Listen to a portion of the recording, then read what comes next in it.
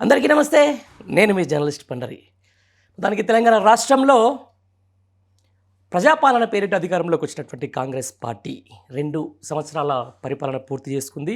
ఈ సందర్భంగా ఏదైతే ఎలక్షన్లో ఇచ్చినటువంటి హామీలు అయితేనేంది, ఈ 2 సంవత్సరాల పరిపాలన సరళి చూస్తేనైతేనేంది, ఏ విధంగా ఉంది, అసలు నిజంగా ప్రజలకు వీళ్ళు ఇచ్చినటువంటి ఏదైతే మేనిఫెస్టోలో చెప్పిన హామీలన్నీ దక్కినాయా, లేకపోతే పరిపాలన అంతా కూడా డైవర్షన్ లెక్కన నడుస్తుందా అనే అంశానికి మనతో మాట్లాడేందుకు టీఎస్పీఎస్ మాజీ సభ్యురాలు, అలాగే బీఆర్ఎస్ పార్టీ సీనియర్ మెంబర్, చాలాసార్లు అయితే ప్రధాన మీడియాలో అయితే సోషల్ మీడియాలో కానీ ఎక్కువగా యాక్టివ్గా ఉండే సుమిత్రానంద తనోబ గారు మనతో ఉన్నారు. ఆమెను అడిగి మరిన్ని విషయాలు తెలుసుకునే ప్రయత్నం చేద్దాం. నమస్తే మేడం. నమస్తే. చూసా మొన్న రీసెంట్గా మీ ప్రెస్ మీట్ కూడా చూస్తే చాలా భావోద్వేగాలతో కూడినటువంటి ప్రెస్ మీట్. ఓకే, చూస్తున్నాం మనం. మొత్తానికైతే 12 సంవత్సరాల తెలంగాణ, 10 సంవత్సరాల తెలంగాణ ఓవైపు, 2 సంవత్సరాల తెలంగాణ ఓవైపు. జనాలు అదే అనుకుంటున్నారు, ఇప్పుడు అదే అనుకుంటున్నారు. ఒక సంక్షేమం బాట నుంచి ఈరోజు మళ్ళీ ఎడ్యుకేషన్, ఈరోజు విద్యార్థుల నుంచి మొదలు పెట్టుకుంటే వయోవృద్ధుల్లా కూడా మళ్ళీ ఏదో కోల్పోయిన ఒక బాధ అయితే కనిపిస్తూ ఉంది. మీకేమనిపిస్తుందండి? స్పష్టమండి. అన్ని వర్గాలు, తెలంగాణలో ఉన్నటువంటి సబ్బండ వర్గాల నుంచి కూడా ఓ బాధ, ఓ దుఃఖం స్పష్టంగా కనబడతాం. ఓకే, అటు అన్నం పెట్టే అన్నదాత రైతన్న వరి యాసంగి వరి నాట్లు వేసుకుంటున్నాడు. రైతు భరోసా ఇంతవరకు అందలేదు. ఓకే, అలాగే ఎరువుల కోసం నానా అగచాట్లు పడుతున్నాడు. తీవ్రమైనటువంటి ఎరువుల కొరత ఉన్నది. అనేక ఇబ్బందుల్లో వ్యవసాయ రంగం కూనరిల్లుతా ఉంది. ఓకే, మరి తానివ్వాల్సినటువంటి రైతు భరోసా ఇవ్వకపోవడమే కాకుండా రైతుకు బాకీ పడ్డటువంటి బోనస్, సన్నవడ్ల బోనస్ కూడా ఇంతవరకు పూర్తిగా చెల్లించలేదు. యాసంగి సన్నవడ్ల బోనస్ అయితే ఎగవేసిండు, మరి వానాకాలం సన్నవడ్ల బోనస్ ఇంతవరకు పూర్తి స్థాయిలో ఇవ్వలేదు. ఇట్లా అటు వ్యవసాయ రంగం కానీ, ఇటు నిరుద్యోగులు ఏడాదిలో 2 లక్షల ఉద్యోగాలు భర్తీ చేస్తానని చెప్పేసి మాట ఇచ్చి ఆ మాట తప్పి 5-6 వేల ఉద్యోగాల కంటే కూడా ఎక్కువ ఇయ్యలేనటువంటి స్థితి. అటు నిరుద్యోగులు నిన్న ర్యాలీలు చేస్తూ ఉన్నారు, చూస్తూ ఉన్నారు. అటు నిరుద్యోగులు కానీ, అటు గురుకులాలు 1000కి పైగా గురుకులాలను స్థాపించి మరి విద్యారంగంలో ఒక విప్లవాత్మకమైనటువంటి మార్పు తీసుకొచ్చినటువంటి కేసీఆర్ గారు ఇవాళ మరి ఆ గురుకులాల్లో పిల్లలకు నాణ్యమైనటువంటి పట్టెడు అన్నం పెట్టలేని దౌర్భాగ్య స్థితిలో ఈ ప్రభుత్వం. ఏ ఒక్క రంగం చూసినా అటు అవాతాతలకు 2000 కాదు 4000 ఇస్తానే, అది లేదు. ఏ రకంగా చూసినా ఇది విఫల పాలన. ఇది విఫల పాలన, పాలన చేతగానితనము, అసమర్థత స్పష్టంగా ప్రజలకు కనిపిస్తూ ఉన్నాయి. ఇదే కాకుండా ఏదైతే ఉద్యమం చేసినామో తెలంగాణ సాధనలో ప్రధానంగా నీళ్ళ కోసం, నీళ్ల వనరు తరలించి నిధులన్నీ మళ్లించి తెలంగాణ బ్రతుకుల్లో తెగమట్టి కొట్టిన ఆంధ్ర సర్కారుపై అసమాన పోరు చేసినటువంటి అమరులకు జోహాలు చెప్పుకొని పాటలు పాడుకున్నాం మనం. చుక్క నీరు లేని చూడు తెలంగాణ, చుక్క నీరు లేని దానా అని చెప్పేసి అందశ్రీ గొంతెత్తిండు. గోదారమ్మ తెలంగాణను గొడ్రాలిని చేసి పోయిందమ్మ, అమ్మ తెలంగాణమ్మ ఆకలి కేకల దానమ్మ అని గద్దర్ విలపించు. ఆ దుఃఖం నుంచి మరి కేసీఆర్ గారు అదంతా చూసిన వాడుగా ప్రధానంగా నీళ్లు, నిధులు, నియామకాలు అయితే నీటి వనరుకు సంబంధించి వెంటనే తక్షణం రాష్ట్ర ఏర్పాటు, ఆయన పోరాట ఫలితంగా, ఆయన నాయకత్వ సాధనలో లక్షలాది మందిని వెనుక నడిపించి రాష్ట్రం సాధించిన తర్వాత ప్రభుత్వ ఏర్పాటులో ప్రథమ ప్రాధాన్యతగా నీటి వనరుకు సంబంధించి ప్రాజెక్టుల నిర్మాణం, చెరువుల పుడికదీత, నీటి హక్కులకు సంబంధించిన పోరాటము ఇదంతా సాగింది. ఈ కాంగ్రెస్ 2 సంవత్సరాల్లో నీళ్ళేంటో తెలియదు, నీళ్ళకి సంబంధించిన లెక్కలు పత్రాలు తెలియదు, బేసిన్లు తెలియదు, బేసిక్స్ తెలియదు. దుర్మార్గమైనటువంటి అవగాహన రాహిత్యమా అని కూడా అనుకోలేమండి. అవగాహన రాహిత్యం అని కూడా అనుకోలేం. మరి బాబుకు నీటి హక్కును దారాదత్తం చేస్తున్నటువంటి గురువుకు నీటి హక్కును దారాదత్తం చేస్తున్నటువంటి పరిస్థితి. Sorry for interrupt. 10 ఏళ్ళు అయింది తెలంగాణ రాష్ట్రం, 12 ఏళ్ళు దగ్గరికి వచ్చింది తెలంగాణ రాష్ట్రం. ఆయన పని అయితే ఆయన చేసుకుంటున్నాడు చంద్రబాబు. ఇంకా కూడా చంద్రబాబు మీద వాడి చేసడంలో ఏంటి మన ఇక్కడ ఇంకా కూడా తెలంగాణ మీద, అంటే బాబుకు తెలంగాణ మీద కోపం పోలేదా, లేకపోతే తెలంగాణ ప్రజలకు, లేకపోతే బీఆర్ఎస్ పార్టీకి బాబు మీద కోపం పోలేదా అంటే ఏం చెప్తారు? తెలంగాణ ప్రజలకు కోపం అని కాదండి, తెలంగాణ ఏమంటా అయిపోయింది, ఆ. రాష్ట్రం సంబంధించి విడిపోయింది, ఇంకా కూడా మళ్ళీ బాబుకు సంబంధించి అంటే ఆయన ఈడే కావాలని ఏలు పెట్టే ప్రయత్నం చేస్తున్నా, లేకపోతే మీరు కావాలని చెప్పేసి ఆయన దీనిలోకి డ్రాక్ చేస్తున్నట్టు ఆయన వేలు పెట్టడం కాదండి, వేరు పురుగై చెరచాలని చూస్తున్నాడు. వేలు పెట్టడం కాదు, ఇక్కడ వేరు పురుగై చెరచాలని చూస్తున్నాడు. దాంట్లో భాగంగానే రేవంత్ రెడ్డి గారిని ప్రయోగించింది ఎవరు అనుకున్నారు? రేవంత్ రెడ్డి అనే విష ప్రయోగం తెలంగాణ మీద చేసి చంద్రబాబు కదా. ఎక్కడి కోమటిరెడ్డి వెంకటరెడ్డి గారు స్పష్టంగా చెప్పిండ్రు కదా, రాజగోపాల్ రెడ్డి గారు స్పష్టంగా చెప్పిండ్రు కదా, ఆయన పిసిసి కొన్నారు అని చెప్పేసి. ఎక్కడవండి మరి రేవంత్ రెడ్డి గారికి తెలంగాణ ద్రోహులు ఇచ్చినవి కాదా? ఆయన దగ్గర డబ్బులు. కాంగ్రెస్ కల్చర్ ఏంటి? కరప్టెడ్ కదా, స్కాములు కదా. ఎవరు మూటలు ఇస్తే, ఎవరు డబ్బు సంచులు ఇస్తే వాళ్ళకి పదవులు కట్టబెట్టే సంస్కృతి. ఇక్కడ సీనియర్లు లేక కాదు, అందులోనే కాంగ్రెస్లోనే జెండా బట్టి కాంగ్రెస్లోనే వృద్ధులైనటువంటి కురువృద్ధులు లాంటి నేతలు ఉన్నారు, సమర్థ నాయకులు ఉన్నారు. వాళ్ళందరినీ పక్కన పెట్టి అప్పుడే వచ్చినటువంటి ఈ జూనియర్, రాజకీయంగా చూసినా వయసు పరంగా చూసినా ఏ రకంగా చూసినా ఒక జెడ్పీటీసీ స్థాయి వ్యక్తిని ఒక ఎంపీ స్థాయి వ్యక్తికి మరి అది కట్టబెట్టి మరి చూసినాం కదా, ముఖ్యమంత్రి ఎట్లా అయిండ్రు, ఇదంతా సీట్లు ఎట్లా సాధించుకోగలిగినరు, ఎక్కడి నుంచి నిధులు సమకూర్చుకోగలిగినరు, అంతా చూసినటువంటిదే కదా. దీన్ని బట్టి స్పష్టం అవుతుంది కదా, చంద్రబాబు ప్రమేయం లేకుండా ఇది జరుగుతలేదు. తెలుగుదేశంగా తానోడి తెలుగుదేశంగా ఇక్కడ కనీసం కాలు కాదు కదా వేలు పెట్టే అవకాశం కూడా ఆయనకు లేదు. కాలు కాదు కదా వేలు పెట్టే అవకాశం కూడా తెలంగాణలో చంద్రబాబుకు లేదు. ఇంకా ఆయన వేషం మార్చి రూటు మార్చి తన ప్రతినిధిని కాంగ్రెస్కు పంపించి ఈ ప్రభుత్వాన్ని ఇప్పుడు ఇది కాంగ్రెస్ ప్రభుత్వం అనుకుంటున్నారా మీరు? ఇది 100% తెలుగుదేశం ప్రభుత్వం, ఇది బీజేపీ ప్రభుత్వం. అటు ఇక్కడ బీజేపీది ఎట్లా అని మీరు అడుగుతుంటే నేను అడగబోతున్నా. బీజేపీది ఎట్లా అంటే, కేసీఆర్ గారు ఇక్కడ 24 గంటల కరెంట్ ఇవ్వగలిగినరు, ప్రాజెక్టుల నిర్మాణంతో నీళ్ళు ఇవ్వగలిగినరు, అతి స్వల్ప కాలంలో దేశంలోనే నెంబర్ 1గా రాష్ట్రాన్ని తీర్చిదిద్దగలిగినరు, జాతీయ రాజకీయాల వైపు దృష్టి మళ్లించిండ్రు. మహారాష్ట్రకు పోయిండ్రు, ఇతర రాష్ట్రాలకు పోయిండ్రు, పంజాబ్కు పోయిండ్రు, రైతుల పక్షాన మాట్లాడుతూ ఉన్నారు. ప్రధానంగా ఆయనకు కొరకరాని కొయ్యగా, మోడీకి కొరకరాని కొయ్యగా మింగుడుబడిన అంశంగా కేసీఆర్ గారు తయారయ్యారు. రైట్, ఇదే విషయానికి సంబంధించి మీకు ఈ క్వశ్చన్ అడగాలి. మొన్న పవన్ కళ్యాణ్ కొండగట్టుకు వచ్చిన తర్వాత ఆయన మాట్లాడుతూ కొండగట్టు ఎవరిదో కాదు, ఇది తెలుగొల్లది అని చెప్పేసి తెలంగాణ గడ్డ మీద అత్యంత ఎక్కువగా కొలిచే, తెలంగాణ ప్రజలు కొలిచే అంజన్న సన్నిధిలో ఆయన మాట్లాడారు. కొండగట్టు అందరిది అని చెప్పినటువంటి పవన్ కళ్యాణ్కి అంత అవకాశం ఇచ్చిన ప్రభుత్వం, ఇదే తెలంగాణ నుంచి ఒక నేత తిరుపతి పోయి తిరుపతి కూడా అందరిది అని అంత చెప్పగలిగే అవకాశం ఉందంటారా? లేదు. అదే ఇది దీన్ని బట్టే అర్థమవుతుంది కదా, తిరుపతి అందరిదని కాదు, తిరుపతికి కనీసం మీ పాసులు కూడా చెల్లయ్య అనే పరిస్థితి తీసుకొచ్చింది అక్కడ. అట్లాంటప్పుడు పక్క రాష్ట్రానికి సంబంధించిన నేత మరి ఇక్కడ ఉన్న పాలన అది కదా. నువ్వు అట్లెట్లా మాట్లాడుతావు? ఎదిరించలేని పాలన, ఆయనకు ఎర్రతివాచి పరిచి స్వాగతించే పాలన ఇక్కడ ఉంది కదా. ఆయన తెలంగాణ రాష్ట్ర ప్రకటన వచ్చినప్పుడు 11 రోజులు చావు నోట్లో తలబెట్టి కేసీఆర్ గారు తెలంగాణ సాధిస్తే, మృత్యుంజయుడుగా ఆయన నీమ్స్ నుంచి బయటకు వస్తూ ఉంటే యావత్తు తెలంగాణ చలించిపోయింది కదా, కదిలిపోయింది కదా. ఎట్లా బతికిండు ఆయన? ఎట్లా బతికి బయటకు వచ్చిండు? తెలంగాణకి ఇంత చెయ్యదలిచి అది ఉంది, అవకాశం ఉంది, ఆ అదృష్టం తెలంగాణకు ఉంది కాబట్టి అది దేవుని నమ్మాలా నమ్మొద్దా తెలియదు, భగవత్ సంకల్పమా, ఆయన బతికొచ్చిండు, తెలంగాణని ఈ స్థాయిలో తీర్చిదిద్ది చూపించిండ్రు. మరి ఆయన అట్లా మృత్యువుని జయించి వస్తే ఈయనేం చెప్పిండ్రు? తెలంగాణ రాష్ట్ర ప్రకటన జరిగినప్పుడు 11 రోజులు అన్నం మానేసిన అని చెప్పిండు. అట్లాంటి సమైక్యవాది, చంద్రబాబు కంటే ఎక్కువగా విషయాన్ని ప్రచారం చేసినటువంటి వాడు, కేసీఆర్ గారి దీక్షను తక్కువ చేసేటట్టు నేను కూడా 11 రోజులు ఉపవాస దీక్ష చేసిన అని చెప్పినోడు ఇవాళ వచ్చి నాది కొండగట్టు అందరిది కొండగట్టు ఎట్లా అంటావు? వీళ్ళు ఇవ్వాల కాదు పండరి గారు, రాష్ట్ర విభజన జరిగిన నాటి నుంచి 2 తెలుగు రాష్ట్రాలు, తెలుగు ప్రజలు, తెలుగు రాష్ట్రాలు. ఎక్కడ తెలుగయ్యా? మా తెలుగును మీరు ఎన్నడన్నా తెలుగుగా గుర్తించిండ్రా? మా తెలుగును మీరు తెలుగుగా గుర్తించిండ్రా? మా యాసను, మా భాషను హీనం చేయలేరా? మా గోరటెంకన్న పాట పాడలేడా? భాషను హీనం చేస్తిరి, బతుకును ఆగం చేస్తిరి, తెలంగాణ ఆడొల్లను రౌడి శకుంతలగా చూపి, రామిరెడ్డి వేషానికి రౌడి ముసుగు తగిలించి, పొమ్మంటే పోవెందుకు పోరావో వలసవాది అని ఇంకన్నా వాళ్ళే నినదించలే. గుండాగిరికి మా పాత్రల్ని గుర్తుగా చూపించారు కదా. మా ఆడోళ్ళు తెలంగాణ శకుంతలలా. మా భాషను మీరు ఎన్నడన్నా గౌరవించిండ్రా?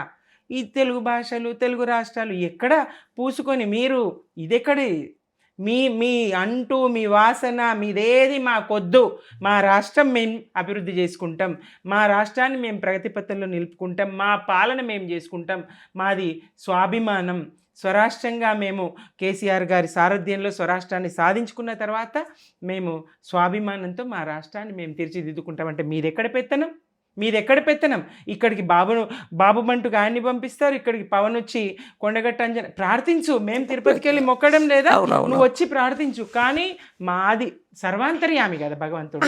ఇక్కడ ఈ ప్రాంతపు ఈ భూమి మీద ఈ హక్కు నీకు లేదు. నేను అదే అంటున్నా సునీత గారు, బేసికల్గా ఇప్పుడు కొంతమంది కాంగ్రెస్ పార్టీ ఎమ్మెల్యేలే మా లెటర్లు ఇస్తే కనీసం పక్కనే ఇస్తున్నారు తిరుపతిలో అని చెప్పేసి అనిరుద్ధ్ రెడ్డి ఇట్లాంటి వాళ్ళు మాట్లాడిన సందర్భం మనం చూసినాం.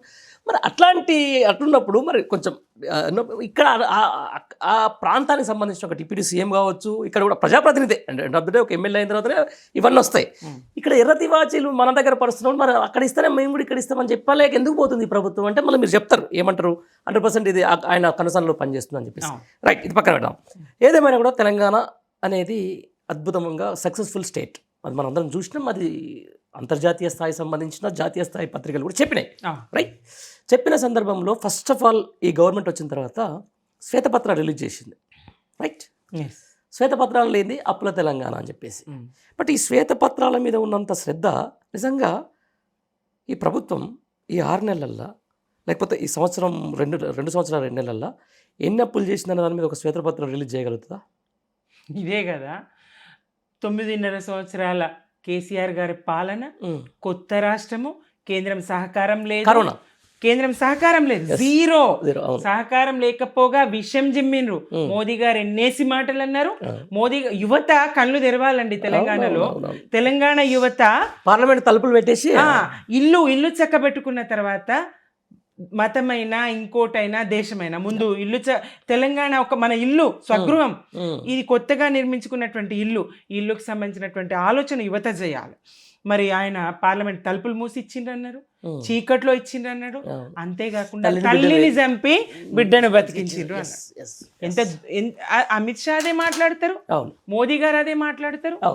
ఒక్క సందర్భంలోనన్నా తెలంగాణకు అనుకూలంగా ఒక మాట మాట్లాడింది వినిపించగలరా మోదీ గారు? అట్లా కేంద్రం ఉండంగా సహకారం జాతీయ ఒక్క ప్రాజెక్టుకు జాతీయ హోదా ఇవ్వగలిగినరా? లేదు. ఏ రకంగా కూడా నవోదయాలు, మరి కొత్త జిల్లాలు పెట్టుకున్నాము, జిల్లాకు నవోదయ పాఠశాల ఇవ్వాలి, విద్యా విషయకంగా తెలంగాణ ఎదగాలి, మరి మెడికల్ కాలేజీలు లేవు, ఇవ్వాలి. ఎట్లాంటి సహకారం ఒక్క రంగంలో అని కాదండి, ఎలాంటి సహకారం కేంద్రం నుంచి లేదు అన్ని రంగాల్లో కూడా. అయినప్పటికీ కరోనా లాంటి కష్టకాలం అయినప్పటికీ నోట్ల రద్దు అదేం చేయలేదు కేంద్రం, అదొక దెబ్బ. అయినప్పటికీ మరి కేసీఆర్ గారు ప్రగతి పథంలో రాష్ట్రాన్ని నిలిపిండ్రు కదా. పల్లె ప్రగతి, పట్టణ ప్రగతి, ప్రజానిక ప్రగతి, సంక్షేమము, అభివృద్ధి 2 కళ్ళు. ఈ స్థాయిలో కేసీఆర్ గారి పాలన జరిగింది. ఎంత ధైర్యం కేసీఆర్ గారికి! ఏ ముఖ్యమంత్రి అన్న దేశంలో ఇంత ధైర్యం చేసి ఆ ప్రకటన చేయగలరా? ఇంటింటికి తాగునీళ్ళు ఇస్తేనే ఓట్లు అడుగుతా, ఈ ధైర్యం ఏ ముఖ్యమంత్రి అయినా చేయగలరా? మరి అది సాధించి చూపించారు కదా. పని చేయగలననే పట్టుదల చేసి చూపించేటువంటి ఇది కేసీఆర్ గారికి ఉంది. అట్లా రాష్ట్రాన్ని 9.5 సంవత్సరాలు అభివృద్ధి చేస్తే అన్ని అబద్ధపు పునాదుల మీద అధికారంలోకి వచ్చిండ్రు. అబద్ధాలాడి, మోసగించి, అనేక హామీలు ఇచ్చి, ప్రజల్ని వంచి అధికారంలోకి వచ్చి అదే అబద్ధాలను కొనసాగిస్తూ పాలన చేస్తూ దృష్టి మళ్లించే ప్రతి అంశంలో కూడా అండి. ఒక సందర్భం అనే కాదు, ఒక ప్రశ్న మేము ఎక్కువ పెట్టినామంటే అటు నుంచి ఇంకో ప్రశ్న వస్తుంది, దృష్టి మళ్ళిస్తారు.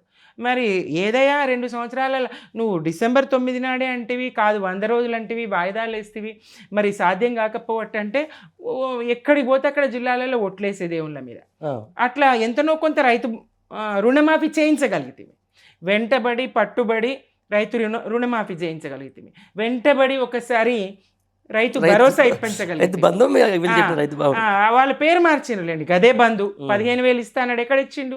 6,000 కదా, మళ్ళీ కోత గోయనే కోసిండు కదా. కౌలు రైతు కానీ, రైతు కూలి కానీ ఎన్నో చెప్పి అనేక మోసాలు. ఆడబిడ్డకు 2,500 ఇస్తా అన్నది ప్రధానంగా కాంగ్రెస్ అధికారంలోకి రావడానికి అది ఒక కారణమైంది.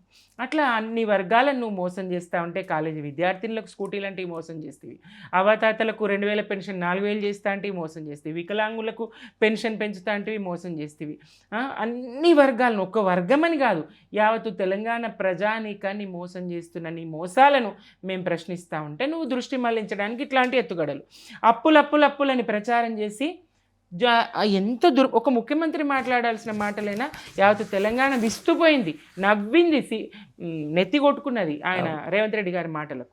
చెప్పుల దొంగ లెక్క చూస్తూ ఉన్నారు నన్ను. ఢిల్లీకి పోతే ఎవరు నమ్ముతలేరు. ఎవరు నమ్మందే 3 లక్షల కోట్ల అప్పు తీసుకురాగలిగినరా రేవంత్ రెడ్డి గారు? ఎట్లా 3 లక్షల కోట్ల అప్పు తీసుకొచ్చిండ్రు? తెచ్చిన అప్పును ఏం చేసిండ్రు? రాష్ట్ర ఆదాయాన్ని ఏం చేసిండ్రు? లెక్కలు చెప్పగలరా? ఒక్క నిర్మాణం ఉన్నదా? 100 కోట్లు టెంట్లకు తగలేస్తారు కదా మొన్న ఫ్యూచర్ గ్లోబల్ సమ్మిట్ పేరుతోని. ఏదయ్యా మీరు చేసిన అభివృద్ధి? ఏదయ్యా మీరు చూపిస్తున్న సంక్షేమము? కేసీఆర్ గారి పథకాలని తుంగలో దొక్కుతున్నారు కదా, ఆడబిడ్డను విస్మరిస్తూ ఉన్నారు కదా, బాలింతను విస్మరిస్తూ ఉన్నారు, గర్భిణీ స్త్రీని విస్మరిస్తూ ఉన్నారు, విద్యార్థినిని విస్మరిస్తూ ఉన్నారు. అందరినీ మరి ఏంది మీ పాలన? ఏంది అసలు? మీకు పాలన చేతనవుతుందా లేదా నిర్లక్ష్యమా లేదా ప్రజల్ని మోసగించేటువంటి దుర్మార్గమైన చర్యనా? ఇది ప్రజలు అర్థం చేసుకుంటారు కదా. ఇది 9.5 సంవత్సరాల పాలనకు ఇప్పటి పాలనకి ఇది తేడా. రైట్. ఇంకొకటి ప్రభుత్వానికి సంబంధించిన 2 సంవత్సరాల 2 నెలల పరిపాలనకు సంబంధించి జనంలో బాగా వ్యతిరేకత కనపడుతున్నమాట వాస్తవం. మేము కూడా చూస్తే అదే జర్నలిస్ట్గా మేము కూడా బయటకు వెళ్తుంటాం, మాట్లాడుతుంటాం. ఆ వ్యతిరేకత బీఆర్ఎస్ వైపు సానుకూలంగా మారుతుంది అనుకుంటున్నారా? ఆ వ్యతిరేకత కాదండి, వారి మీద ప్రభుత్వం మీద వ్యతిరేకత ఉన్నమాట 100% వాస్తవము. కానీ ఆ వ్యతిరేకత బీఆర్ఎస్ పార్టీ వైపు, ప్రధాన ప్రతిపక్షంగా ఉన్న బీఆర్ఎస్ పార్టీ వైపు సానుకూలంగా మారుతుందని మీరు అనుకుంటున్నారా? అనుకుంటున్నాం. ఆ వ్యతిరేకత ఒకటే కాదు, కేసీఆర్ గారు చేసిన పనులేంటో కనబడుతున్నాయి కదా, తెలుస్తుంది కదా. కేసీఆర్ గారు ఉన్నప్పుడు ఎంత సంక్షేమ పాలన, ఎంత సుభిక్షమైన పాలన, ఎంత సుఖశాంతుల తెలంగాణ, అన్ని వర్గాల ప్రజలు ఎంత హాయిగా బ్రతుకుతున్న పరిస్థితి, మత కలహాలు లేవు, గొడవలు లేవు, శాంతి భద్రతలు, అన్ని రకాలుగా రాష్ట్రము సస్యశ్యామలంగా ఉన్నటువంటి సందర్భం నాడు. అన్ని కోల్పోయిన సందర్భం నేడు. అన్ని కోల్పోతుందని మీరు చెప్తున్నారు. తెలంగాణకు సంబంధించిన దాంట్లో ఫస్ట్ గవర్నమెంట్ తర్వాత రైతు బంధు వచ్చింది. ఈరోజు రైతు బంధు ఆగిపోయిందని మీరే చెప్తున్నారు. రైతులు వచ్చి ఇప్పటివరకు మాకు రైతు బంధు రాయాలి, రైతు భరోసా రాలని ఎక్కడ గొడవ పడతలేరే? ఒకటి 2,500 రూపాయలు ఇస్తామని మహిళలకు చెప్పారు, ప్రధానమైన మేనిఫెస్టో. వాళ్ళు మహిళలు వచ్చి మరి ప్రభుత్వం మీద ఇప్పుడు ఏమాత్రం కూడా వాళ్ళు పోరాటం చేస్తలేరే? ప్రధాన ప్రతిపక్షంగా మా బాధ్యత, మీద ఉన్నటువంటి ప్రజల విశ్వాసం గారు మీరు గట్టిగా పోరాడుతారు. ప్రధాన ప్రతిపక్షంగా మీరు ఇచ్చిన హామీలు ఏమవుతలేరు రా బాబు, ఎప్పుడు ఇస్తారని చెప్పేసి మీరు పోట్లాడుతున్నారు. ఓకే, కానీ జనం నుంచి ఆ స్పందన వస్తుందా? వస్తుందండి, జనం నుంచి కూడా వస్తుంది. జనం ఇప్పుడే కాదు, అసలు కేసీఆర్ గారు ముందుకు రాకపోతే జనం నుంచి నాడు స్పందన ఉండేదా? తెలంగాణ రాష్ట్రం సాధ్యమయ్యేదా? బీఆర్ఎస్గా ముందడుగేస్తే జనం వెనుక నడుస్తారు. ప్రజలది బతుకుదెరువు పోరాటం. ప్రజలు ప్రత్యక్షంగా రోడ్ల మీదకి వాళ్ళుగా వచ్చిన సందర్భాలు అరుదు. నిన్న అయినప్పటికీ నిన్న నిరుద్యోగులు వచ్చిండ్రు. ఇట్లా ఎంతో కాలం పట్టదు. ఈయన దృష్టి మళ్లించి ఖాళీ కుండలు ఉన్నాయి, లంకె బిందెలు లేవు, ఖాళీ కుండలు ఉన్నాయి, ఖజానా ఖాళీ ఉన్నది, నన్ను చెప్పుల దొంగ లెక్క చూస్తుండ్రు, పైసలు లేవు, తెచ్చిన పైసలు ఏం చేస్తా ఉన్నాం, తెచ్చిన అప్పులు ఏం చేస్తా ఉన్నాం. పాపం 30-35 సంవత్సరాలు సర్వీస్ చేస్తారు, 40 సంవత్సరాల వరకు సర్వీస్ చేస్తారు. దారుణం కదా. వాళ్ళు దాచుకున్న డబ్బులు వాళ్ళకి ఇవ్వవా? ఎంత దుర్మార్గం. రిటైర్మెంట్ తర్వాత కొడుకులకు బిడ్డలకు వాళ్ళు పంచి ఇవ్వాలి, ఒక ఇల్లు కొనాలి, అప్పులు తీర్చుకోవాలి, ఎన్ని ఆశలు ఉంటాయి. వాళ్ళే పెద్ద బరువుగా వాళ్ళ ఆరోగ్యం కాపాడుకోవాలి, పిల్లల పెళ్ళిళ్ళు, ఇట్లాంటి సమస్యలు ఉంటాయి. మరి అది ఇంతవరకు ఇయ్యవు. మరి నువ్వు ఖర్చు పెట్టేది 100 కోట్లు అక్కడ తగిలేసినావు. నువ్వు 100 కోట్లు అవకాశం ఇక్కడ ఉండంగా కూడా, ఐటీసీలో పెట్టుకోవాల్సినటువంటి అవకాశం అక్కడ ఉంది, సదుపాయం ఉండంగా కూడా ఆ టెంట్లకు 100 కోట్లు తగిలేస్తుంది. ఆ ఫుట్బాల్ మెస్సీ అని అక్కడేంత తగిలేస్తుంది. అన్నీ దుబారా ఖర్చులు చేస్తూ, ఇక హెలికాప్టర్ ఒకటి అయితే ఉన్నది, షేరింగ్ ఆటో కన్నా అధ్వానంగా వాడతారు. ప్రభుత్వ లెక్కలు, ఖర్చులు ఇవన్నీ ప్రజల మీద తడిసి మోపెడు భారం వేస్తూ, ప్రజలకేమో చిప్ప చూపిస్తావా? మీరు వేములవాడకు వచ్చిండ్రట, అక్కడ 32,000 ప్లేట్ భోజనం అట. అందగత్తెల పోటీ పెట్టి వాళ్ళకి ₹1,00,000 ప్లేట్ భోజనం అట. ఎవరు అడిగినరయ్యా నిన్ను? ప్రజలు అడిగేదేంది, నువ్వు చేసేదేంది? అందాల పోటీలు ఇక్కడ పెట్టమని ప్రజలు అడిగినరా? ఇక్కడ గ్లోబల్ సమ్మిట్ పెట్టమని ప్రజలు అడిగినరా? అక్కడ మెస్సీ ఫుట్బాల్ పెట్టమని ప్రజలు అడిగినరా? ప్రజలకు ఏం అవసరమో గమనించని పాలకుడా? ప్రజల అవసరాలు గమనించాలి కదా, ప్రాథమిక అవసరాలు ఏమున్నాయి ప్రజలకు చూడాలి కదా. ఇవి చూసిన తర్వాత నువ్వు రాష్ట్ర ప్రతిష్ట పెంచడానికి ఫుట్బాల్ ఆడతావా, నువ్వు రాష్ట్ర ప్రతిష్ట పెంచడానికి ఇంకో సమ్మిట్లో ఏమైనా పెడతావా, పెట్టుకో. తిండికే లేదు మొర్రో అంటే నువ్వు మేం బిర్యానీ తింటామని మీరు బిర్యానీలు తినే పరిస్థితి నడుస్తాను. కాంగ్రెస్ బిర్యానీ తింటుంది, ప్రజలకు తిండికి లేదు. పరిస్థితి అట్లా ఉన్నది, పాలన అట్లా ఉన్నది. అసమర్థత అనకన్నా నిర్లక్ష్యం, ప్రజల మీద కొండంత నిర్లక్ష్యము ఈ రేవంత్ సర్కార్కు ఉన్నది. రైట్. ఒక మహిళా నేతగా మీరు ముందు నుంచి కూడా ఉద్యమం నుంచి చూసి ఉన్నటువంటి వ్యక్తి, దగ్గర నుంచి చూసినటువంటి వ్యక్తి, ఇప్పుడు ప్రభుత్వం మారిన తర్వాత మీ పార్టీలో జరుగుతున్న అంతర్గత విషయాలకు సంబంధించి కొంతమంది నేరుగా బయటకు వచ్చేసి అధినేత మీద, పరిపాలనకు సంబంధించిన అవినీతి మీద కూడా మాట్లాడుతున్నటువంటి మండలిలో నేను పేరు చెప్పాల్సిన పనులు మీకు ఇప్పటికి అర్థమై ఉంటుంది.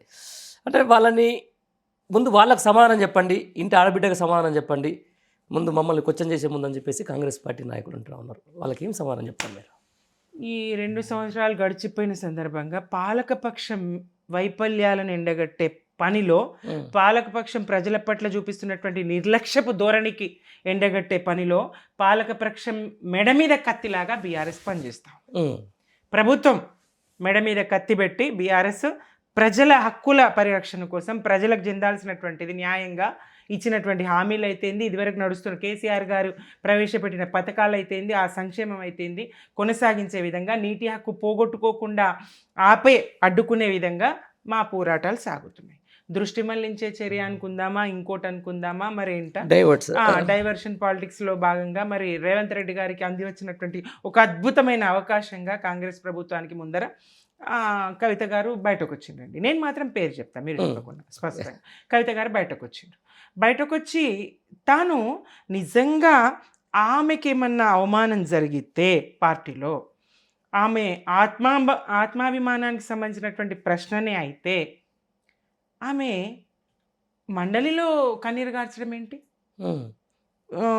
పార్టీలో కదా చెప్పాలి, లేదు ఇంట్లో కదా చెప్పాలి. మండలిలో ఎట్లా అవకాశం ఇస్తారు? ఆ వేదిక ఏంటి అసలు? వ్యక్తిగతమైన విషయాల చర్చ జరగడానికి మండలి కేంద్రమా? అదే అసెంబ్లీలో మీరు సీఎం గారికి వ్యతిరేకంగా మాట్లాడితే మీకు మైక్ ఇవ్వనని స్పీకర్ గారు అంటారు. ఇక్కడేంది మరి?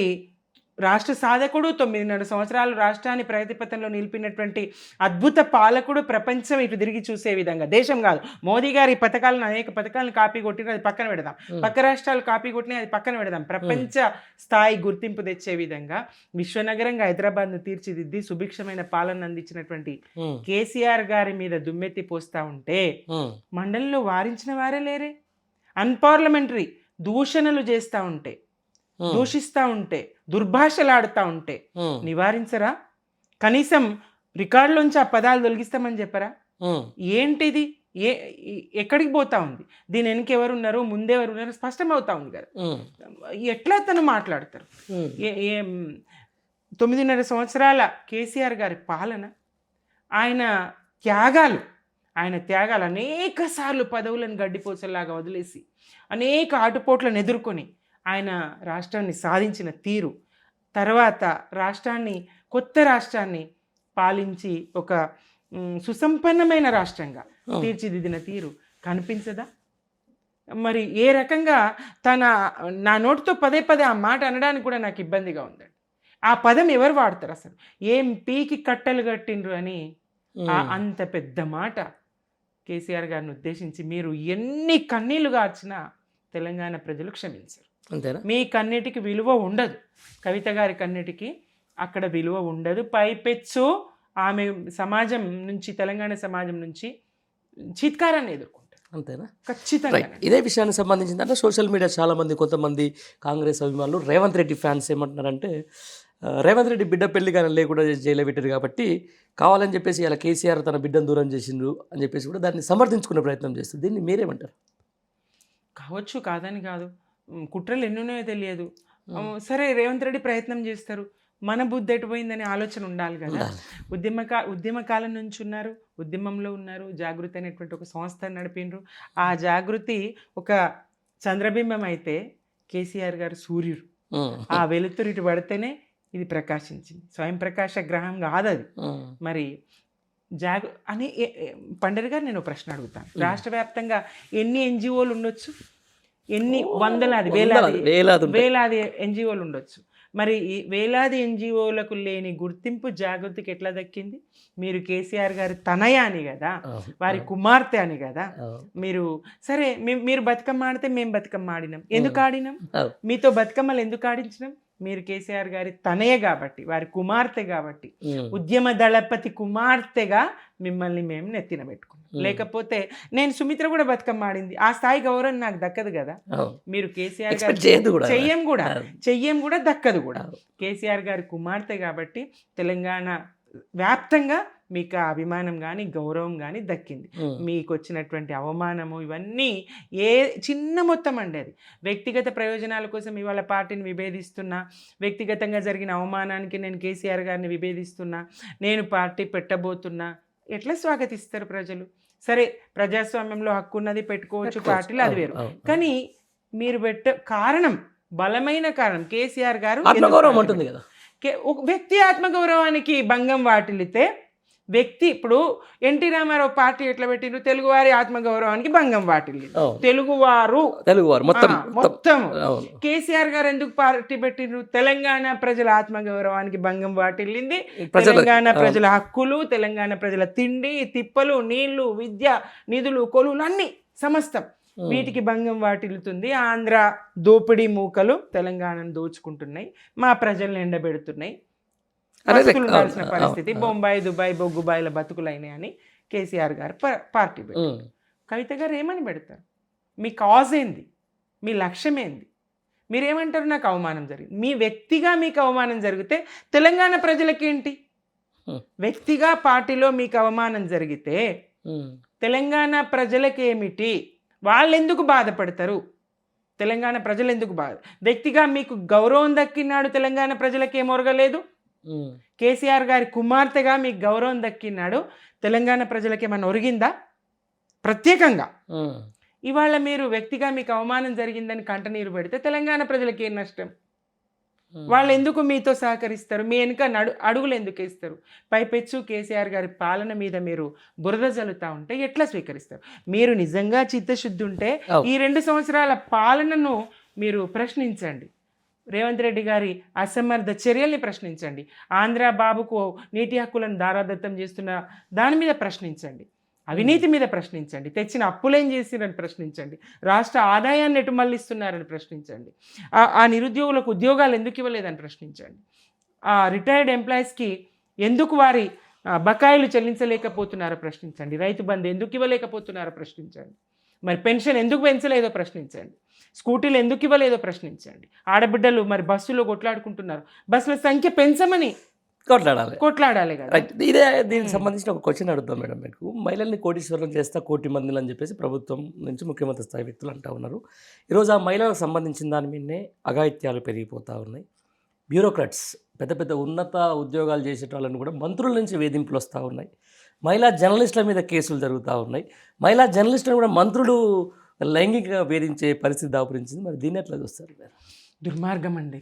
గతంలోనే మీకు గుర్తుందో లేదో పండర్ గారు, మేము బీఆర్ఎస్ పక్షాన మాజీ మంత్రులు నేతలం కలిసి సునీతా లక్ష్మారెడ్డి అసెంబ్లీలో వెళ్ళి మహిళా కమిషన్కు ఫిర్యాదు చేయడం. ప్రజాప్రతినిధులను కూడా అన్నారు కదా, ప్రజాప్రతినిధులను, మహిళా ఉద్యోగులను ఇళ్లకు పిలిపించుకుంటున్నారు.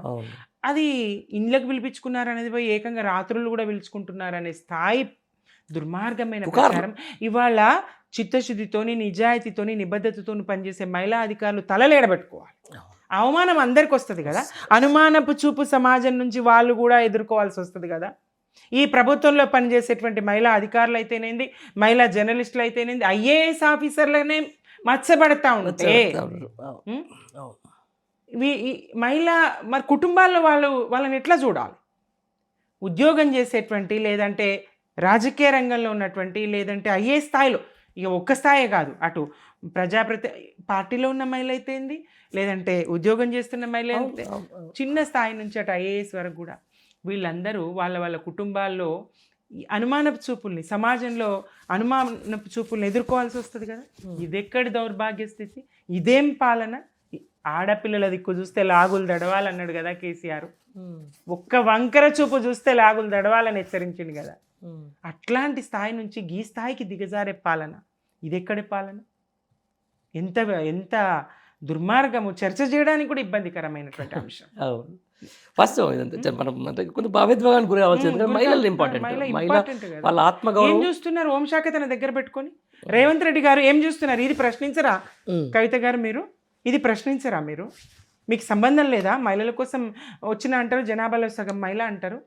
మరి ఇక్కడ జరుగుతున్న వ్యవహారము, ఈ భాగవతము, మహిళలకు తల ఎక్కడ పెట్టుకోవాలో తెలియలేనటువంటి స్థితి, అవమానము, దీనికి సంబంధించిన చర్చ చేయండి, ప్రశ్నించండి. అవునండి, అదే చెప్తున్నా నేను. గతం కాదు, వర్తమానంలో ప్రజలకు ఏం నష్టం జరుగుతుంది?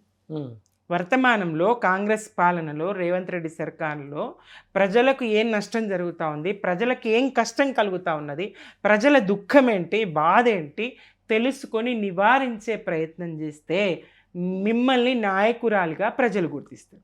మీ గోడు మీదే, నా కోసం నేను ఏడుస్తా అంటే ప్రజలు మీకోసం ఏడవరు, ప్రజలు మీకోసం స్పందించారు. Right madam. మొన్న చాలా రోజుల తర్వాత కేసీఆర్ గారు ప్రెస్ మీట్ జరిగింది. ఇక రేపటి నుంచి మీ సంగతి చూస్తామని చెప్పేసి అన్నారు.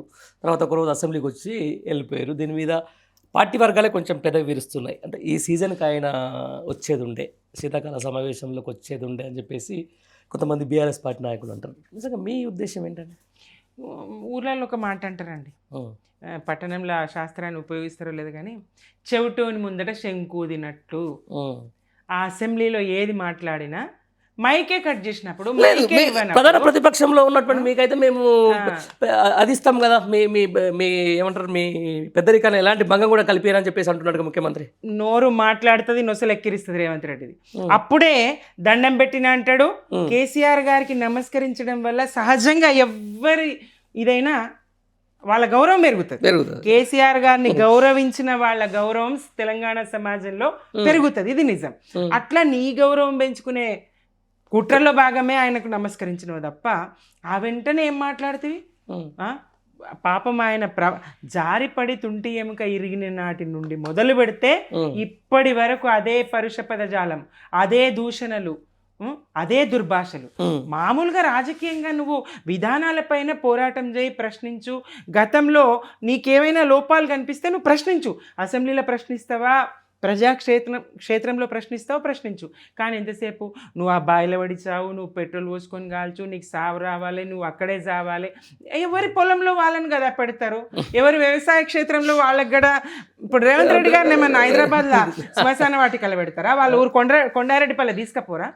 ఆయన వ్యవసాయ క్షేత్రంలో ఆయనకు పెట్టరా? అక్కడ చోటు ఇయ్యరా ఆయనకు? అంత పాడు పనులు ఆయన చేస్తున్నది. నువ్వు ఆడనే చేస్తావు, నువ్వు అక్కడనే ఇదవుతావు. ఎస్, ఎవరి ఇంట్లో వాళ్ళు చేస్తారు. ఇక్కడ శాశ్వతంగా రేవంత్ రెడ్డి గారు ఉంటారా? ఎంతసేపు కేసీఆర్ గారి చావు కోరే మనిషి, దుర్భాషలాడే మనిషి, తిట్టే మనిషి తెలంగాణ సమాజం చూస్తూ ఉంది కదా. మైక్ ఇవ్వము, మైక్ కట్ చేస్తే ముఖ్యమంత్రి గారిని విమర్శించకుండా ఆయన మాత్రం ఎంత దుర్మార్గమైన భాష అంటే ఆ పదాలకు అర్థం తెలుసుకొని మాట్లాడతాడా, తెలియక మాట్లాడతాడా, ఎట్లా మాట్లాడతాడా? మీ ముందు ఆ మాట అనడానికి నాకు ఇబ్బందిగా ఉందండి. బడివే అనే మాట పాపరే, అది ఉపయోగించద్దా పదం? ఒక ముఖ్యమంత్రి నోటి నుంచి కళలో కూడా రాకూడని పదాలు ఆయన నోటి నుంచి వస్తాయి. ఆ పదం అసలు నిజానికి బడివే ఎవరో తెలియదా తెలంగాణకు? అది ఆడమగని తార్చడానికి బ్రోకర్ అయినా సరే, నువ్వు సాని కొంపలకు తీసుకుపోయే బ్రోకర్ బడవే, సాని కొంపలకు తీసుకుపోయే బ్రోకర్ అయినా సరే, రాజకీయ వ్యభిచారం చేసే బ్రోకర్ అయినా సరే ఒకటే కదా, కొంచెం అటు మారచ్చు. మరి అదేం చేసినావు? బాబు బ్రీపుడు మీరు సుట్ కేసులు మోసుడు. ఎవరు చేసిండ్రో చెప్పండి. ఆ బ్రోకర్ గిరి, ఆ బడవే పని ఎవరు చేసిండ్రో తెలంగాణ సమాజానికి తెలియదా? మీరేదో ఎదుటి వాళ్ళని కూడా అదే అనుకుంటే ఎట్లా అండి? హరీష్ రావు గారిని, కేటీఆర్ గారిని బడవేలు అంటాడు ఆయన. ఎంతో దుర్మార్గమైన భాష. అదా ఆయన కావాలని పథకం ప్రకారము మరి అసెంబ్లీలో వీళ్ళు ఉండొద్దు, అసెంబ్లీలో వీళ్ళు మాట్లాడొద్దు, పదే మైక్ కట్ చేయడం. గతంలో ఎంత అవకాశం తీసుకొని మాట్లాడాలని చూసినా, ఒక కేటీఆర్ గారు మాట్లాడితే 10 మంది మంత్రులు అడ్డొస్తారు, ఒక హరీష్ రావు గారు మాట్లాడితే 10 మంది అడ్డొస్తారు, ఒక సబితా ఇంద్రారెడ్డి గారు మాట్లాడబోతే అవమానిస్తారు, మైక్ ఇవ్వరు. అది ఏకపాత్ర కాంగ్రెస్ కంఠశోష, కాంగ్రెస్ ఏకపాత్రాభినయం కంఠశోషనేనండి. అవును. ప్రజలు ఎవ్వరూ దాన్ని స్వాగతించి సానుకూలంగా దాన్ని చూసే పరిస్థితి కనబడతలేదు. అవును. నేను ఛానళ్ళలో చూసినండి, అసెంబ్లీ ప్రత్యక్ష ప్రసారాలు ముఖ్యమంత్రి గారు మాట్లాడుతూ ఉన్నారు, అన్ని ఛానళ్ళు తిరిగేసి చూస్తే 84 మంది, 100 మంది, 80 మంది, 20 మంది, ఇంతే 100 లోపలనే ఆ సంఖ్య. అదే హరీష్ రావు గారి పవర్ పాయింట్ ప్రజెంటేషన్, అవును, నీళ్ళకు సంబంధించి కాంగ్రెస్ చేస్తున్న తప్పుడు ప్రచారాలు, అసత్య ప్రచారాలు ఏవైతున్నాయో వాటిని తిప్పికొట్టడానికి హరీష్ రావు గారు తెలంగాణ భవన్లో మాజీ ఇరిగేషన్ శాఖ మంత్రి, ఉద్యమ నాయకులు ఆయన స్పష్టంగా అక్కడ పవర్ పాయింట్ ప్రజెంటేషన్ ఇస్తూ ఉంటే వేలల్లో వ్యూస్. మరి స్పష్టం అవుతలేదా? ప్రజాక్షేత్రంలో మేము ఉంటాం, అసెంబ్లీ మా గొంతు నొక్కుతున్నారు, కాంగ్రెస్ దుర్భాషలాడే కేంద్రంగా. అంతెందుకండి, స్వయంగా ముఖ్యమంత్రి గారే మహిళా జర్నలిస్టులను పట్టుకొని ఇప్పదీసి కొడతా అన్నది అదే అసెంబ్లీ వేదిక కదా. అవునవునవును. అదే మరి ఆ అసెంబ్లీ వేదిక ఏంది? అదొక కౌరవ సభ అయిపోతుందండి. అసెంబ్లీ, తెలంగాణ అసెంబ్లీ ఒక కౌరవ సభలాగా, వీళ్ళు ఒక కౌరవుల్లాగా సంఖ్యాబలం చూసుకొని మా 10 మందిని కూడా చేర్చుకొని, 10 మందిని చేర్చుకొని అంటే నాకు గుర్తొస్తుంది, ఆ 10 మంది కూడా ఇటు రావడానికి పరుగులు పెట్టే ప్రయత్నం చేస్తా ఉన్నారు. పరుగులు కాదు, ఇప్పుడు ఆ 10 మందికి సంబంధించిన దాంట్లో, సారీ ఫర్ ఇంటరప్ట్, కొంతమంది అంటే కడియం శ్రీహరి లాంటి వాళ్ళు కానీ, లేకపోతే దానం నాయందర్ లాంటి వాళ్ళు, మేము రాజీనామాకు సిద్ధంగా ఉన్నాం, మా ముఖ్యమంత్రి అనుమతిస్తలేదని చెప్పేసి అంటున్నారు. ఇదేంటి ఈ కాన్సెప్ట్ ఏందో నాకు అర్థం కాలేదు. మీకు ఏమైనా అర్థమైందా? భయం, ఓటమి భయం. వాళ్ళకి లేని భయం కింద ఇప్పుడు రేవంత్ రెడ్డి గారికేనండి భయం, క్యాండిడేట్లకు కాదు. ఏ ఓటమి జరిగినా తన పదవి ఓడిపోతుంది. అక్కడ మరి ఆయన రకరకాల కప్పం చెల్లిస్తూ, నమ్మిస్తూ, నేను నిలబెట్టుకుంటున్నానని చూపిస్తూ, ఇంతవరకు అపాయింట్మెంట్ దొరకంది, మొన్న జూబ్లీహిల్స్ ఎన్నిక గెలిపిన తర్వాత అక్కడ అపాయింట్మెంట్ దొరికింది. అంటే దీన్ని బట్టి ఆయనకు అర్థమవుతుంది, తన పతార ఇట్లున్నది, పతార, తన పరువు, తన ప్రతిష్ట, తన పతార నిలబెట్టుకునే దానిలో భాగంగా వాళ్ళని అలాగే కొనసాగిస్తూ ఉన్నారు. వాళ్ళ అవమానానికి గురవుతా ఉన్నారు. నిజంగా నేను కాంగ్రెస్లో చేరినా, ఇడిచిపెట్టిన బీఆర్ఎస్ను వదలాల్సి వచ్చింది నియోజకవర్గ అభివృద్ధికని ఆయన చెప్పినప్పటికీ ఈయన చేరలేడు, కండువా కప్పుకున్నాడు. అది దేవుడి కండువా. అయ్యా మీకు కండువా లేదా? దేవుడి కండువానేనా? అసలు దేవుడు అంటే వీళ్ళకి లెక్క ఉంటే కదా, దేవుళ్ళ మీద ఒట్టేసిన వాళ్ళు అబద్ధాలు వాళ్ళకి ఇదా లెక్కన? ఇట్లా ఓటమి భయంతోనే వాళ్ళని రాజీనామా చేయనిస్తలేడు. అయినప్పటికీ కొంతమంది ఇటు రావడానికి వాళ్ళు కూడా కొంతమంది ఇటు సిద్ధంగా ఉన్న కేసీఆర్ గారు, వీళ్ళు ఈ రేవంత్ రెడ్డి సర్వభ్రష్ట ప్రభుత్వము ఇక మొత్తము తుడిచిపెట్టి కాంగ్రెస్ అనేది నామరూపాలు లేకుండా చెయ్యాలి కదా, చేయనియండి, చూద్దాం. అందుకే వారి మౌనం. ఎందుకు కేసీఆర్ గారు మౌనంగా ఉంటున్నారు? ప్రజలే స్వయంగా తెలుసుకోవాలి ఏం జరుగుతుంది, పాలన ఎట్లా ఉండాలి. మాలాంటి వాళ్లకు, మా శాసనసభ పక్షానికి, ఎమ్మెల్యేలకు, ఎమ్మెల్సీలకు, మాజీ మంత్రులకు దిశానిర్దేశం చేస్తూనే ఉన్నారు. ముఖ్య నేతలకు పోరాటం ఎట్లా ఉండాలి ప్రజల పక్షాన మేము చేస్తూనే ఉన్నాం. కేసీఆర్ గారి మాట వేదవాక్కు. కేసీఆర్ గారి మాట చాలా చాలా పవర్ఫుల్. తెలంగాణలో ఎవర్ గ్రీన్ మెడిసిన్ కేసీఆర్ గారి మాట. దాన్ని మరి అనవసరంగా కాలం జలనిద్దాం, కాంగ్రెస్ను వేచి చూద్దామని 2 సంవత్సరాలు ఆగిండ్రు. కానీ ప్రధానంగా నీటి హక్కు ఏదైతే దిద్దుకోలేని తప్పు ఉంటుందో అట్లాంటిది పోగొట్టుకుంటున్నామంటే తప్పకుండా ఆయన పోరాటానికి సిద్ధమవుతారు. చూసినాం మొన్న ప్రెస్ మీట్, మీరు ఆరోగ్యమే బాగలేదు ఆడనే చేస్తున్నారు రేవంత్ రెడ్డికి మరి ఎలాంటి హడలిపోయినరు కదా, మేం కాదని అన్ని తప్పుల తడకగా వాళ్ళ పవర్ పాయింట్ ప్రజెంటేషన్లు వాళ్ళకు వాళ్ళే చెప్పుకోవడం, వాళ్ళ ఎమ్మెల్యేలే రారు, వచ్చిన బీజేపీ వాళ్ళు నిద్రపోతారు. అది సభ తీరు. అంతేనా? బేసికల్గా నిజంగా నాకు ఒకటి అర్థం కాలేదండి. అంటే మామూలుగా ఉంటాం, బీఆర్ఎస్ పార్టీలో మహిళలు ఉన్నంత యాక్టివ్గా పొలిటికల్గా కాంగ్రెస్లో పార్టీలో ఉండరు ఎందుకండి?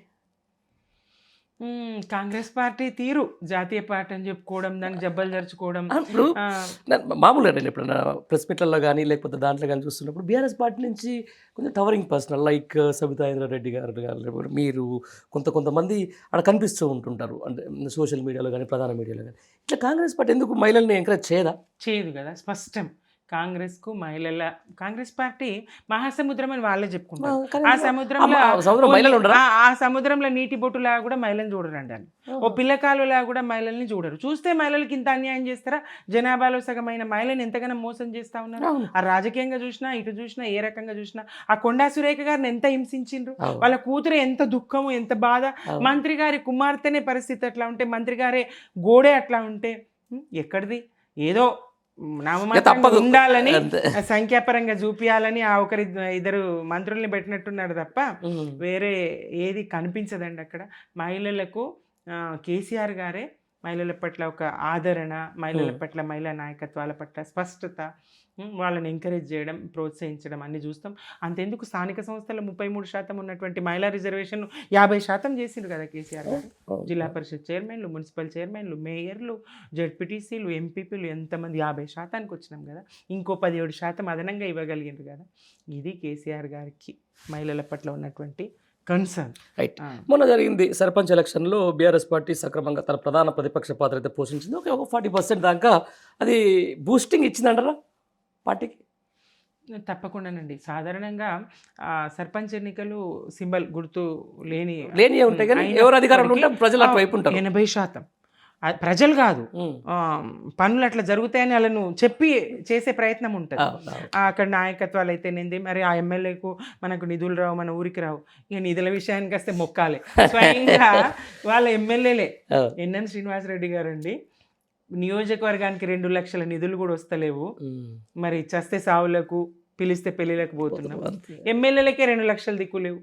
మా కామారెడ్డి జిల్లాల ఎల్లారెడ్డి నియోజకవర్గ ఎమ్మెల్యే ఆయన మదన్ మోహన్ గారు ప్రపంచ బ్యాంకు ఇది పరిస్థితి. అక్కడ వాళ్ళకే లేవు, ఇక గ్రామ పంచాయతీలకు ఏమి ఇస్తారు? అన్ని పల్లె ప్రకృతి వనాలు ఎండిపోయినాయి, మోర్లన్నీ మురుగు కంపు, రోడ్లన్నీ చెత్తమయం.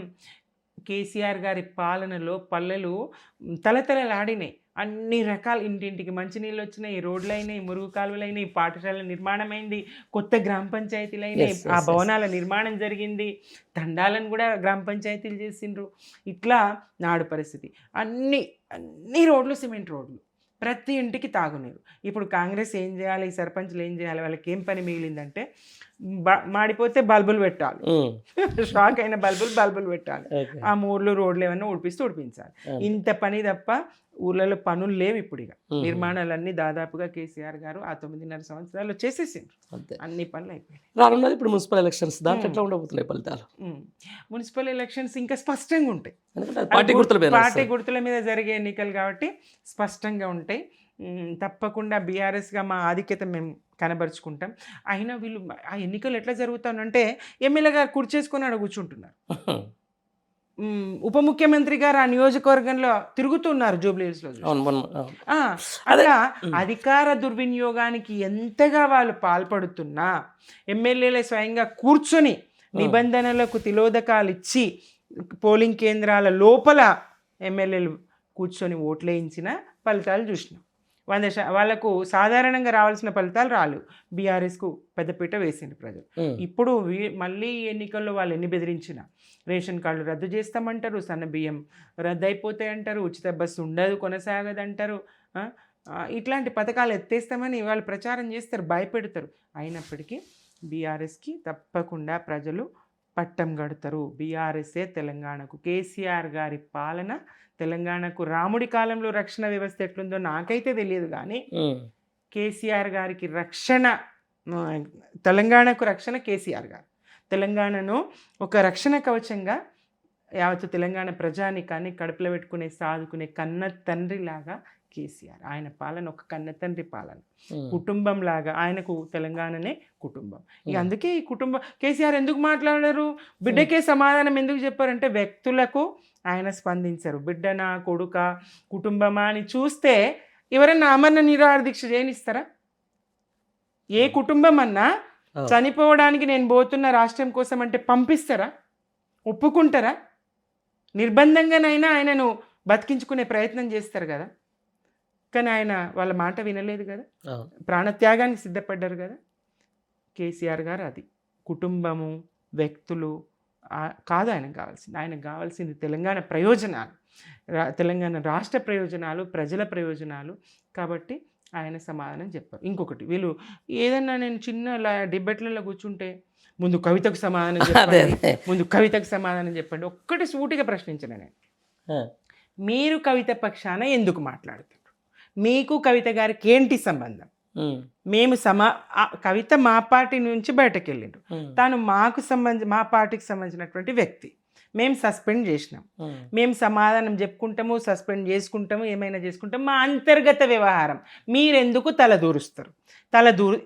సరే చెప్పండి, కవితను మీరు పార్టీలో చేర్చుకున్నారా, లేదా మీరు ఆమె వెనుక ఉన్నారా, లేదా మీరు ముఖ్యమంత్రిని చేయబోతున్నారా? రేవంత్ రెడ్డి గారికి సమాధానం చెప్పమంటారా, కవితకు సమాధానం చెప్పి? ప్రతిపక్షంగా ముఖ్యమంత్రి రేవంత్ రెడ్డి గారికి మేము సమాధానం చెప్పాలనా, మరి కవిత గారికి సమాధానం చెప్పండి. కవిత గారిని ముఖ్యమంత్రిని చేయండి, మేము ఆమెకే సమాధానం చెప్తాం. ఇగో ఈ మాట నేను అన్నాను.